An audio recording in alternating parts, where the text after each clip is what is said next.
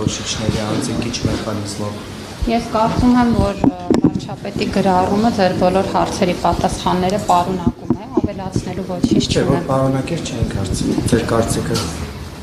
Դուք կարծիք եք հարցնում, թե տեղեկատվություն, որովհետև դուք կարծես հարցեցիք ինչպես են ընտրվելու, ինչ չափանիշներով, ես էլ ասում եմ այն գրառումը, որը արված է, պարունակում է տեղեկատվություն, թե չափանիշներից է ընտրության մեխանիզմի մասին, ավելացնելու ոչինչ չունեմ։ Օրինակ Նիկոլ Փաշինյանն ասում է Աստծո օգնությամբ ենք նաև ընտրություն անելու։ Ձեզ համար հասկանալի է դա ինչ ձևով է լինելու այդ ընտրությունը։ Աստծո օգնությունը։ Դուք եկեղեցու հետևորդ եք, ձեզ պիտի բացատրել Աստծո օգնությունը ինչ է նշանակում։ Ես մի քիչ Ես կարծում եմ, եթե դուք եկեղեցու հետևորդ եք, այդ հարցը պիտի չտաք։ Խնդրեմ այլ հարցեր։ Բոլոր հետևորդները կարող են։ Ես կարծում եմ հավատացյալ մարդու համար Աստծո օգնություն բառերը շատ հասկանալի են։ Եթե դուք ձեզ չեք համարում հետևորդ, խնդրեմ իհարկե կան մարդիկ, ովքեր հետևորդ չեն, այդ դեպքում գուցե բացատրության կարիք կա։ Խնդրեմ։ Բայց նաև շատերը ասում են, որ եկեղեցի իշխանություն այս լարված հարաբերությունները քաղաքացիական պատերազմի վտանգ կարող են իր մեջ պարունակել, որովհետև ըստ էության հավատացյալներին կոչ է անում գնալ եւ վերահանել հանրության որոշակի ներկայացուցիչներ, ընդդիմադիր գործիչները։ Ես կարծում եմ, ովքեր որ նման կոչեր են անում, մեր հանրությանը շատ վատ են ճանաչում, ես սոցիոլոգ եմ եւ դա նաեւ իմ մասնագիտությունն է եւ ես վստահ եմ, որ մեր հասարակությունը ունի համերաշխության շատ ամուր առանցք եւ ես վստահ եմ, որ մեր հասարակությունը անցնելով ամենատարբեր փորձություններին ունի բավարար խելք եւ իմաստություն տարբեր մարտահրավերներից եւ դժվարություններից դուրս գալու եւ նման թերահավատություն եւ անվստահություն չունեմ իմ ժողովրդի նկատմամբ։ Սա ասում եմ նաեւ մասնագիտորեն։ Մնացած հարցերին անդրադարձի, խնդրեմ, եկեք այլ հարցերին։ Նիկոլ Փաշինյանը կաթողիկոսը զավակ ունի եւ եթե հերկի ինքը կապացուցի Թիմակիցների հետ, որ մասնագետ հարցեր, հետաքրքրվել եք։ Ասենք օրինակ ձեր տված հարցին դուք ինչ պատասխան եք ակնկալում։ Դե հիմա դուք պատասխանեք ձեր հարցին, ասենք։ Դա ինչ հարց է, որ դուք ինձ տալիս եք։ Խնդրեմ այլ հարց։ Տիկին նախարար, Նիկոլ Փաշինյանի գրառումները ձեզ ցեցավ առաջացրեցին։ Չէ, դուք ինձ հարցնում եք ինչ ապացույց կներեք էլի դուք ձեր հարցը լսում եք։ Ասում ենք, որ ասում է ես կներեք, դուք որտեղ եք լրագրություն սովորել։ Հաստատ ոչ ձեր մոտ։ Իմ մոտ չէի կարող, ես լրագրության ֆակուլտետում չեմ դասավանդել, խնդրեմ։ Տիկին նախարար, Ռուսաստանի Դաշնային խորհրդի նախագահ Մատվիենկոն Հայաստան այցի ընթացքում հայտարարեց, որ Հայաստանը չի վավերացրել ռուսաց լեզվի միջազգային կազմակերպության պայմանագիրը, նա պնդել է, որ Հայաստանի վարչապետի մոտ բարձրացրել է այդ հարցը եւ Նիկոլ Փաշինյանը խոստացել է իմպուլս հաղորդել այդ հարցին։ Սա ինչ պայմանագիր է, Հայաստանը իսկապես ցանկանում է միանալ այդ պայմանագրին եւ դա ինչ է իրենից ենթադրում կմանրամասնեք, որ խնդրեմ։ Գիտեք, տարբեր ուրեմն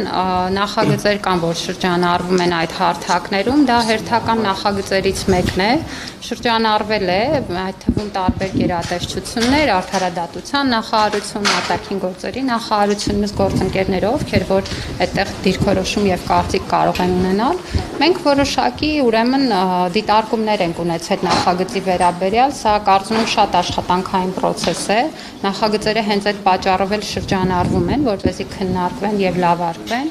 Կարծում եմ, որ աշխատանքային գործընթացի մաս է կազմում, հետագա քննարկումները արդեն ցույց կտան պետության դիրքորոշումը, այս փուլում այս ձևով նախագծով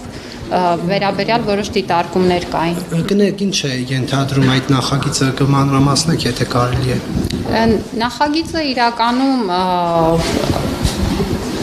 գիտեք, որ հաղորդակցության եւ նաեւ մեր տարածաշրջանում հաղորդակցության կարևորագույն լեզու է ռուսերենը եւ բնականաբար այդ ուրեմն լեզվի իմացությունը խթանում է նաեւ օրինակ տնտեսական կապերը, հանրային զարգացման հնարավորությունները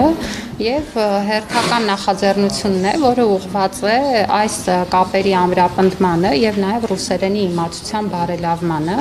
բայց ելի եմ ասում, որ այդտեղ բավականին հարցեր ու դիտարկումներ կան մեր կողմից ու աշխատանքային գործընթացում այս պահին քանի որ զուտ աշխատանքային գործընթաց է, հարկ չեմ համարում դրանք բարձրաձայնել, կարծում եմ, որ քննարկումների ժամանակ կպարզանա։ Իսկ այդպիսով ներողությունների մի հարց տամ ես նախագծի հետ կապված, կներես մի հարց տամ։ Օգնորոշվեք, ինչ ինչ եք ուզում հարցնել։ Թեման շարունակենք, հետո էլի կանդրադառնանք այն հարցին։ Արդյոք սրանով ռուսաց լեզվին Հայաստանում ինչ որ նոր կարգավիճակ է տրվում, թե ոչ։ Ոչ, չի կարող նման բան լինել։ Գիտեք, որ մեր երկրում կա պետական լեզու, մեկ պետական լեզու, դա հայերենն է, եւ այդ իրավիճակը որևէ պարագայում չի կարող փոխվել, ավելին մենք առաջիկայում լեզվական քաղաքականության հայեցակարգն ենք բերելու, որը նաեւ ամրապնդելու է հայերենի որպես պետական լեզվի կարգավիճակը, որովհետեւ մի բան է ասել, որ պետական լեզու է, մի բան է նայել, թե ինչպիսի իրավիճակ ունենք տարբեր ոլորտներում, տարբեր իրադրություններում, եւ լեզվական քաղաքականության հայեցակարգը կարծում եմ շատ կարեւոր է, որպեսզի ունենանք, որպեսզի մենք էլ կարողանանք հետեւել հայերենի զարգացմանը եւ ամրապնդմանը։ Հիմա մենք մի շարք ծրագրեր ենք անում, որ ուղղված են նաեւ հայերենի թվային կենսունակությանը, որտեղ տեխնոլոգիական զարգացման այս իրավիճակում հայերենի խնդիրները եւ հայերենի որպես լեզվի զարգացման խնդիրները տեղափոխվում են նաեւ թվային տիրույթ, որպեսզի մենք ունենանք հայերենով այդ շտեմարանները, ունենանք թվային տիրույթում են ներկայացվածությունը, որը լեզվի կենսունակություն կապարևի ու բյուջեի կատարման զեկույցն ենք ներկայացնում, բյուջետային նոր ծրագրեր ունենք, որոնք ուղղված են հենց լեզվական կենսունակության բարձրացման։ Այն ամենայնիվ նույն այդ շրջանակները, որոնց հետ մենք այսօր զրուցել ենք այս թեմայով, ասում են, որ այս արշավը, որը իրականացվում է եկեղեցու դեմ, ուղիղ կապ ունի Ադրբեջանից հնչող հայտարարությունների հետ։ Ես բազմիցս ասել եմ, եթե կարիք կա, մի անգամ եմ կրկնում, անհեթեթություններ չեմ մեկնաբանում, մենք ինքնիշխան պետություն ենք, մեր օրակարգերը ձևավորում ենք մենք, խնդրում եմ ունեցեք տարրական հարգանք մեր պետության նկատմամբ։ Չի կարելի այդպես, չի կարելի, այն մարդիկ, ովքեր նման դիտարկումներ են անում, իմ կարծիքով չեն հարգում առաջին հերթին մեր պետությունը։ Ինչքան կարելի է, մենք ինչ է կարծում, չունենք հասունություն, ինքնուրույնություն, իմաստնություն ու խելք, որպեսզի ինքներս հասկանանք մեր խնդիրները եւ ես մեր բոլորի մասին եմ խոսում։ Ես մեր բոլորի մասին եմ խոսում։ Մեր բոլորի մասին եմ խոսում։ Որտեղ 7 տարից ավել է իշխանության եք եւ ըստ էության նոր է առաջացել։ Ձևակերպեք ձեր հարցը, ինչ եք ինձ հարցնում։ Հիմա ինչու է առաջացել նման անհրաժեշտություն ստուգել, օրինակ Թովիկոսը զավակ ունի, թե չէ։ Ես կարծում եմ դրանք այն հարցերն են, որոնք առիթի դեպքում առաջարկում եմ ուղղել հենց վարչապետին եւ սպառիչ պատասխաններ վստահ եմ դուք կստանաք։ Մնացած բոլոր հարցադրումներին պատասխանեցի։ Շնորհակալություն։ Տիկին Անդրեասյան, նախորդ տարի մենք հիշում ենք, թե գրքերի հետ կապված ինչ խնդիրներ եղավ սեպտեմբեր, հոկտեմբերն ասում են, բայց որոշ դասարանների դասագրքեր չկային։ Կարող է այս սեպտեմբերին էլ նույն իրավիճակը լինի, արդեն իսկ Ոչ։ Բոլոր գրքերը ընտրված են, տպագրության գործընթացը ընթացքում է եւ մեր դպրոցները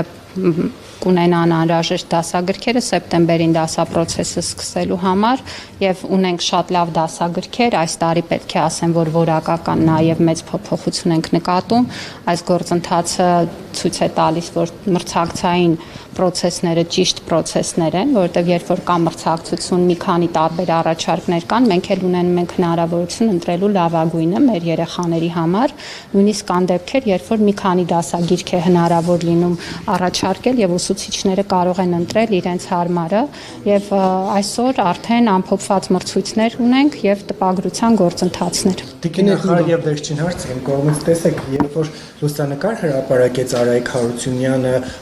եկեղեցու տիրող իրավիճակի վերաբերյալ, բարձ դարձավ, որ դա գտնվում է ձեր կավարած կառույցի ենթակայության ներքո, տեղյակ եք դրանից։ Որ լուսանկարի մասն է խոսքը, ինչ եկեղեցի։ Մենք ունենք շուրջ 24000 հուշարձաններ, 1300-ից ավել եկեղեցական կամ վանական համալիրներ։ Մենք ունենք շուրջ 800 եկեղեցական համալիր հուշարձաններ, որոնք ունեն վերականգնման եւ ամրակայման կարիք, այսինքն այդտեղ անհրաժեշտ միջամտության կարիք կա։ Ես զեկույցի ժամանակ ներկայացնում էի նաեւ պետության կատարած աշխատանքը, ահռելի ծավալներ են, մենք 2018 թվականին այս ուղղությամբ ունեցել ենք 110 միլիոն դրամի չափ հատկացում, այս տարվա համար արդեն 1.8 միլիարդ դրամի հատկացումներ են եւ շատ մեծ ծավալի աշխատանքներ են արվում, այդ թվում եկեղեցական համալիրներում, վանական համալիրներում եւ եթե ձեզ կհետաքրքրի, մենք ցանկերը հրապարակել ենք, խնդրեմ կարող եք գնալ եւ տեսնել ինչ շինարարություն է ընթանում։ Կենտրոնների դա ով վերահսկողության ներքո օրինակ վերջերս Եթե խոսում եք հուշարձանների շրջակայքում գործունեության մասին, սա հիմնականում համայնքային հսկողության ներքո է գտնվում, այդտեղ պետք է շատ կոնկրետ նայել, շատ կոնկրետ է պետք նայել։ Մենք ունենք տարբեր իրավիճակներ, գիտեք, տևական ժամանակ նաև խորվիրապի շրջակայքի տաղավարների խոսակցություններ պարբերաբար հանրային դառնում եւ իրականում այստեղ տարբեր մարմինների աշխատանք կա, համայնքի, գիտեք, որ туриզմի կոմիտեն է սուղությամբ աշխատանք տանում, մենք ենք փորձում ենթակառուցվածքներ զարգացնել, իրականում սա նաև տեղի բնակիչների կողմից ընտրություն ու որոշում է եւ եթե դուք դա նկատում եք, պիտի փոփոխություններն էլ նկատեք, որովհետեւ մարդիկ հասկանում են, որ այլևս երբ որ այցելուները նայում են նաև թե իրենք ինչ կրկակից են օգտվում եւ ոչ ամեն տեղից է, որ մոտենում են օգտվելու, այսինքն ձևավորումը, առնվազն տարրական քաղաքակիրթ պայմանների առկայությունը նույնպես դառնում է ընտրության հիմք։ Եվ այս ամենը ստիպում է, որպեսզի այս բոլոր շրջակա նույնիսկ բնակիչների կողմից առաջարկվող ծառայությունները վերափոխվեն։ Սա իհարկե տևական ժամանակ է, մի օրում չի փոխվի եւ մեր բնակիչներն ու համայնքներն էլ պետք է կարողանան տուրիստական հոսքերը պատշաճ ծառայությունների մատուցմամբ ներգրավեն եւ կարծում եմ, որ այդ փոփոխությունները տեղի են ունենում։ Շնորհակալություն։ Եվ Տիկին նախարարությունում դոգին այդ տված գումարից նորություն կա թե ոչ։ Ոչ։